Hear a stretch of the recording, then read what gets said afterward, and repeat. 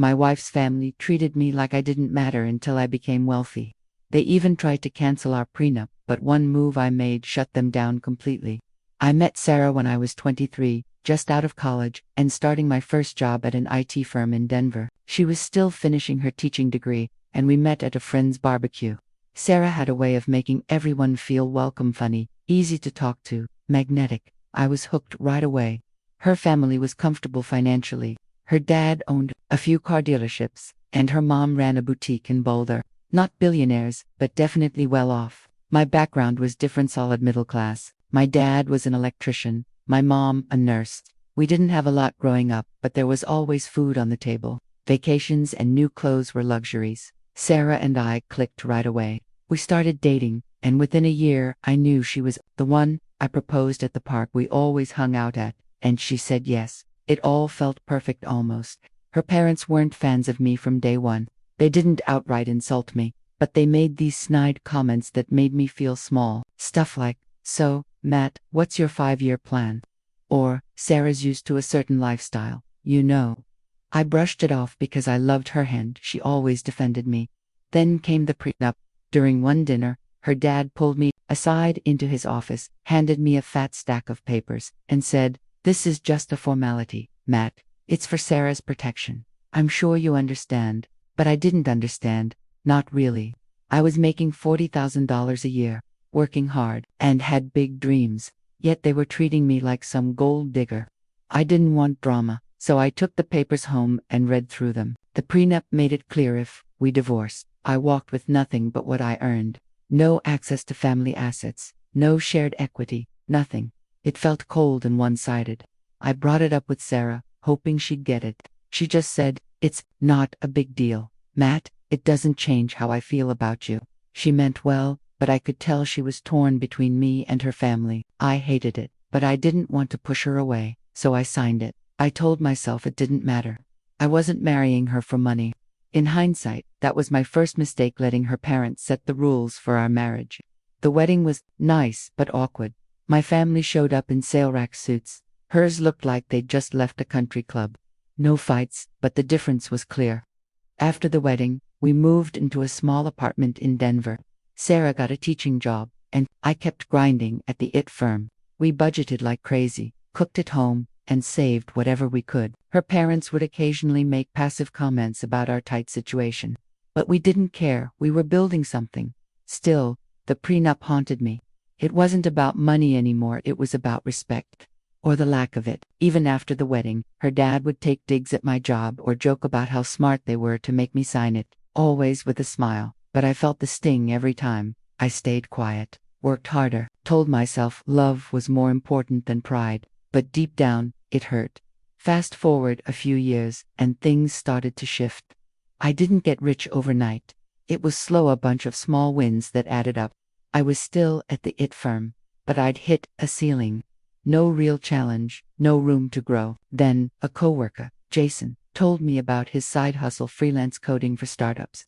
I thought he was nuts until he showed me his earnings, double our full-time salary in 1 month. It blew my mind. I had always been good at coding, so I spent weekends brushing up, learning new tools, building random side projects. Sarah thought I was overworking myself. "You already have a job," she'd say, but I felt like something big was around the corner. 6 months in, I landed a client that changed everything. A small startup needed someone to build their entire back end. The pay was the most I'd ever seen, and they offered stock options too. I didn't know if the equity would be worth anything, but their vision made sense, so I went for it. For a year, I worked non-stop, full-time day job plus evenings and weekends on the startup. Sarah supported me, but we started drifting. Missed dinners, skipped movie nights, constant laptop time. She'd asked, "How much longer?" And I'd say, "Just a little more." But even I knew that wasn't true. Then it happened. The startup got acquired by a bigger tech firm, and suddenly my stock options exploded in value. Overnight, we went from struggling to being debt-free with serious money in the bank.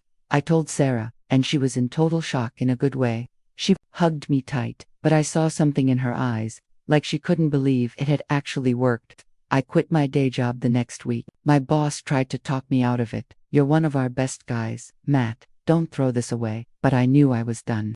I had bigger dreams now. First thing I did, took Sarah on a surprise trip to Hawaii. We'd always dreamed of going, but never had the money. It was my way of saying, we made it. It was beaches, sunsets, joy, and peace. The food was good, but even sitting there at the dinner table, I couldn't stop thinking about what came next. I'd gotten the taste of working for myself, the freedom, the challenge, the control, and it was addictive. That's when I decided to take a real leap and start my own company. I used the money from the startup acquisition to launch a property management business. Real estate had always intrigued me. It felt like something stable, something that didn't tie me to a desk for 40 hours a week. Starting that business wasn't a walk in the park. I had zero experience running a company. I didn't know anything about the legal side, hiring people, or operations. But I dove in headfirst, just like I did when I started freelancing. I read books, went to workshops, and leaned on a mentor I'd met during my freelance days. Slowly but surely, things began to click. By the time I hit 30, life looked nothing like it had a few years before. The company was thriving. We had a steady stream of clients, a great team, and, for the first time in my life, I wasn't counting down the days till the next paycheck. I was comfortable, proud, and honestly, I thought maybe now finally Sarah's parents would respect me, but respect wasn't exactly what I got. At first it was subtle. Her dad, Tom, started calling me for advice. Hey Matt, I've been thinking of investing in some commercial property. What do you think? I actually appreciated that. It felt like he was finally seeing me as capable. But then the tone shifted. He asked if I could invest with him, just to help get the deal started. The whole thing sounded sketchy, and I politely told him I wasn't in a position to commit to something like that right now. And that's when I felt the mood change. He didn't say anything directly, but his tone cooled. The next time we saw them, he barely looked at me. Sarah noticed it too, and asked if something happened. I just said, he's probably stressed about business stuff, even though I knew exactly why. Then there was Sarah's mom, Diane. She had her own style, more passive. She'd say things like, we're not as young as we used to be, Matt, or, you two are so lucky to be in such a strong financial position, always with a smile. But that word, lucky, bugged me. None of this came from luck. It was built, earned, sacrificed for, but I kept my mouth shut. I didn't want to start a war. Then, one evening, at dinner, it happened. We were at their place, having steak, the usual small talk. Then Tom dropped it. You know, Matt, I've been thinking about that prenup you signed when you married Sarah. I froze. I hadn't thought about that thing in years. To me, it was just a dusty document we'd signed to make her parents happy, nothing more. What about it? I asked. He leaned forward. Don't you think it's outdated now? I mean, look how successful you've become. You've built a great life for Sarah. It just doesn't seem necessary anymore. I glanced at Sarah. She was suddenly very interested in her mashed potatoes. I don't know, Tom, I said, trying to keep it even. It hasn't really affected anything. Why change it now? Diane jumped in. Things are different now, Matt. When you two got married, we were just trying to protect Sarah's future. But you're family now, and it just seems unnecessary. Family. They always used that word when they wanted me to do something their way. I looked at Sarah again, silently asking her to back me up, but she said nothing. That silence stung more than any of their words. Honestly, I don't see a reason to get rid of it, I said finally. It's just a piece of paper collecting dust. It doesn't mean anything anymore. Tom's jaw tightened. Diane shot Sarah a look, like, talk some sense into him. But no one brought it up again. At least, not that night. On the drive home, I asked Sarah why she didn't say anything. She sighed, staring out the window. I don't want to be in the middle, Matt. You know how my parents are. They just want what's best for me. And what about what's best for us? I asked. This is our marriage, not theirs. She didn't have a solid answer, just said, talk to them, don't stress. But I was stressed. And the pressure only got worse. Tom and Diane kept circling back to the prenup, always framing it as just a conversation. Sarah started to change, too. Her tone was different, more firm, more emotional. If you trust me, you'd get rid of it, she said one night. We started arguing more. During one of our worst fights, I finally said, This isn't about trust, it's about your parents trying to control us, she snapped back. Or maybe it's about you not trusting me. What kind of husband keeps something like that in place after all these years? That hurt. It's never been an issue until now, I told her. So what's really changed? The only thing that's different is that your parents suddenly see dollar signs. She called me paranoid. That's when I realized we needed space, a reset. So I suggested we go to the cabin we used to love, just the two of us. No distractions, no pressure. Just talk, reconnect. Sarah agreed, but I could tell her heart wasn't fully in it. It's Matt again. I wish I had better news, but at this point, it feels like I'm living in someone else's life. Like I blinked and everything turned upside down. After Amy told me what she'd overheard, that Sarah had been seeing someone else and that her parents were plotting with her to erase the prenup so she could leave me and still walk away with what I built, it was like something inside me just shut down. Not out of weakness, but clarity. Everything clicked. Every tense dinner, every cold glance, every time Sarah said, "Just trust me." I used to think this was a marriage with problems. Now I know it was a setup. I haven't confronted Sarah yet, but I've been preparing. I've reviewed our financials, pulled bank records, flagged every suspicious transaction. My lawyer's helping me line everything up. Hotels, restaurants, things that don't add up with her story. They told me to stay calm, act normal, and collect evidence before doing anything drastic. That advice has been the only thing keeping me grounded. And in the middle of all this, I'm grieving. Not just the marriage, but the version of Sarah I thought I knew. The woman I fell in love with at that barbecue. The woman who laughed easily and made me feel seen. Now, when I look at her, all I see are questions I don't want the answers to. What hurts the most is how calculated it all feels, not just the cheating, but the way her family moved like chess players around me. First the prenup, then the guilt, then the intervention, all pushing me toward a decision they wanted, knowing the truth they were hiding. It wasn't just manipulation. It was betrayal on a whole new level.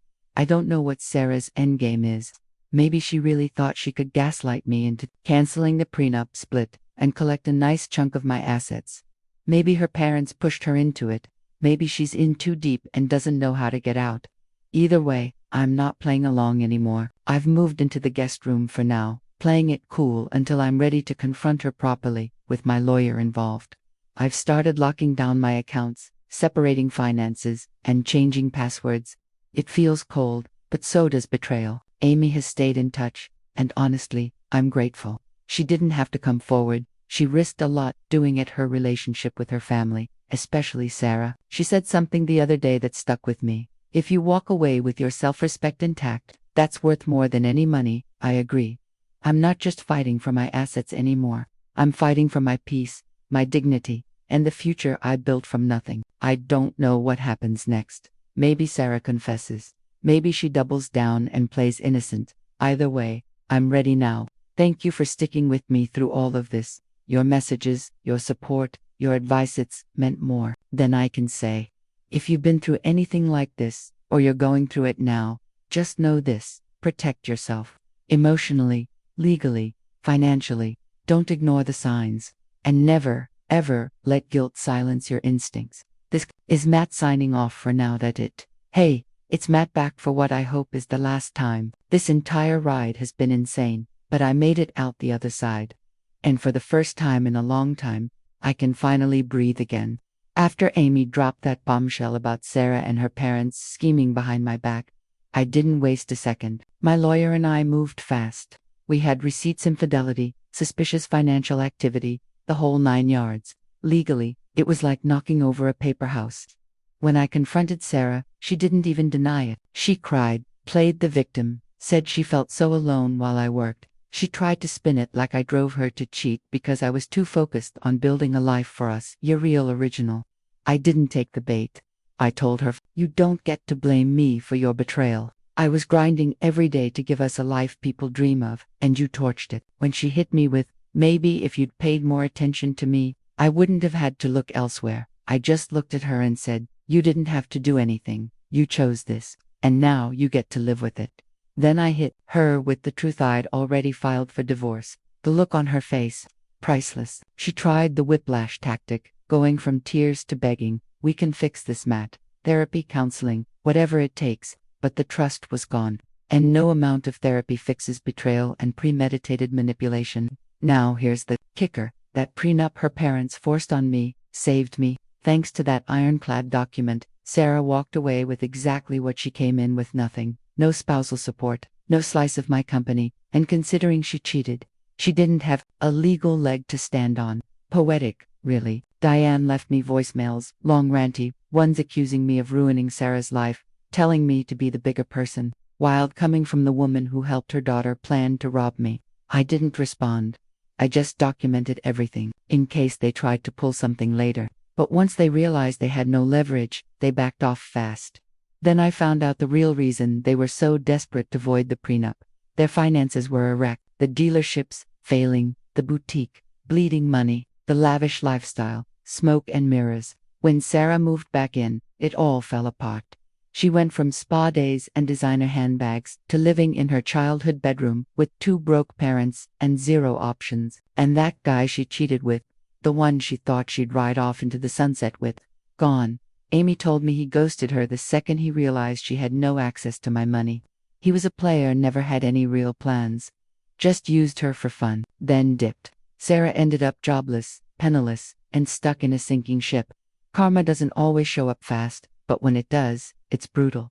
You'd think that'd be the end, right? Nope. A few weeks after the divorce, Sarah showed up at my office. No appointment, no warning. My assistant tried to stop her, but she shoved her way in. She looked rough, hair a mess, old, wrinkled clothes, tears already streaming before she opened her mouth. Matt, please. I made a mistake. I need you to forgive me. I just leaned back and looked at her. I wasn't angry. I wasn't sad. I was just done. Sarah, I said, this wasn't a mistake. It was a pattern. You cheated. You lied. You tried to take what I built. That's not something you come back from. She threw every tactic at me: apologies, guilt. It was my parents. I wasn't thinking, even, we can start over. Nope, not happening. You didn't love me, I told her. You loved the life. Now that it's gone, you're here begging to be let back in. I'm not your backup plan. When she realized she wasn't getting anywhere, she snapped. You'll regret this, Matt. You'll end up alone and realize you pushed away the only person who ever cared about you. I just shook my head. You didn't care about me, Sarah. You cared about what I could give you. Now you get to figure things out on your own. I called security. They walked her out. And that was the last time I saw her. Life since then, a lot quieter. Amy and I still keep in touch. She checks in sometimes, and I always make sure she knows I appreciate what she did. She didn't owe me anything, but she chose to do the right thing, and that says a lot. As for Sarah and her parents, from what I hear, things are still crumbling. The facade is falling apart. Part of me feels bad for Amy. She's caught in the mess, but the rest of them, they're just reaping what they sowed. If I've learned one thing from all of this, it's this: protect yourself. Trust your instincts. Don't let guilt cloud your judgment. People will manipulate you, use you, and smile while they do it, but you don't have to let them. So if you're out there dealing with shady in-laws, a partner who keeps crossing the line, or you're just in a relationship that doesn't sit right, trust your gut. Hold your ground. It's not easy, but it's worth it. Thanks for sticking with me through all this. I'm finally free, and I've never been more sure of who I am.